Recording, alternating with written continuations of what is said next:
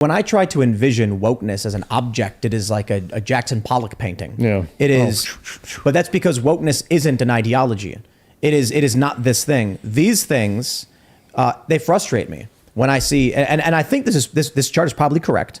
Going from postmodernism down and critical race theory and intersectionality, but it applies an academic worldview into the modern problem, which has already been shown by numerous data points, including there was the Zach Roberts LexisNexis Twitter thread from a few years ago, that all around the same time, everywhere in the world, the same thing happened, where there was a massive spike in the same concepts, ideas, words.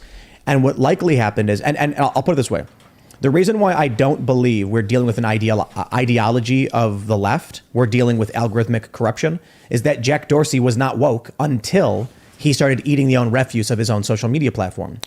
Okay, so can we spend some time on this? Because I think this is really important. Okay, so this is the frame that I suggest thinking about this. At the top, you have theory.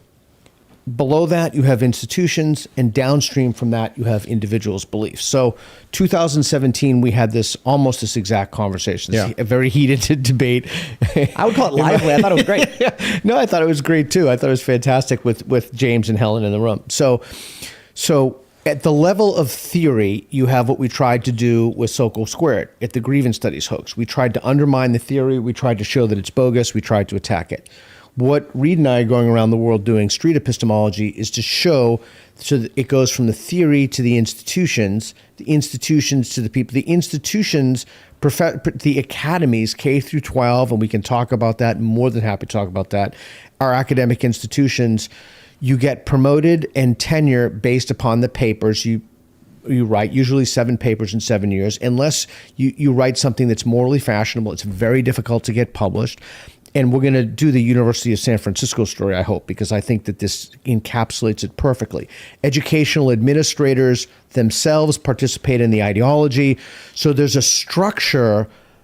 And so when you say algorithms, I want to say 2 things that are important about this. The woke people occupy so they get their degree 5, 6, 7 years later, they go out, they become administrators, they become managers, et cetera, et cetera. They bring the madness that they took with them, that they think it's true based upon what they perceive to be legitimate bodies of literature, microaggressions, trigger warnings, safe spaces, belonging, equity, all this nonsense. They take that with them and they institutionalize that. We can cover it if you want, but it's a reverse Trojan horse Martin Bailey. We can cover that. So now, to get to your point about the algorithms, yes, you are correct, but the algorithms themselves wouldn't even make sense unless you understood that model. Like this doesn't come ex nihilo, like manna from heaven, right? This comes at a very specific place. I'm starting to think that institutions include social media networks now. Hold on. The first, one of the first big political trends was probably loose change 9/11, which was certainly not within the confines of this academia, and the Ron Paul revolution, which was absolutely not in the confines of this academia. What happens is you see, what I believe it is that humans have tendencies, rage makes someone more likely to share something than any other emotion, anger. And I always shout out CGP Gray's video, "This video will make you angry." And he explains this, and he was like, it's really great. He's like, this group is talking about the other group's talking about this group. They're not actually talking to each other. They're talking about each other. And he's like, trust me, I am not talking about your group. So what I see here is, yes, the ideologies of the left do exist, and they do have a degree of prominence among the modern left today. But there's also, I don't know, how many ideologies exist? 100,000? Oh, countless. Millions, countless. So why is it that this is the one?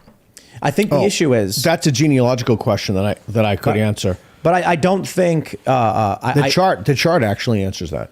But this chart then omits every other ideology and the path that's taken and its degree of prominence in modern culture. But every other ideology isn't the dominant moral orthodoxy now. Wokeism is the dominant moral orthodoxy. We see it everywhere. And it's because of social media algorithms, not because of universities. Okay. So that's the question. Why are the social media algorithms catering to the moral orthodoxy? They're so very simply put, advertisers fund moral orthodoxy. before wokeness took over. How did this begin? First, we had what year was it, Luke? 2008, 2009, the Ron Paul revolution? Right around there, yep. You're starting to see the emergence of moralizing through social media, with people listening to Ron Paul's message and it resonating to the point where they were going around slapping stickers everywhere, anti-intervention, sound currency, a lot of really, really awesome things that I completely agree with today. But eventually, these social media platforms started to adopt algorithms that would show you more of what you engaged with. Two things happen. People are more likely to share something that makes them angry, and advertisers are less likely to advertise on something that's morally objectionable. In modern culture at the time, 2008, we find racism to be objectionable. So a big advertiser says, I don't want my product on racist content. Yeah, okay, so you just smuggled something in there. We find it to be objectionable because this is morally fashionable. Like, this is what's morally fashionable today. But this was pre-wokeness. Yeah, I guess the main wokeness really kicked in 2012, 2010. So 2008, I would give it's pre-wokeness. But in that case, you're talking about a kind of tribalism.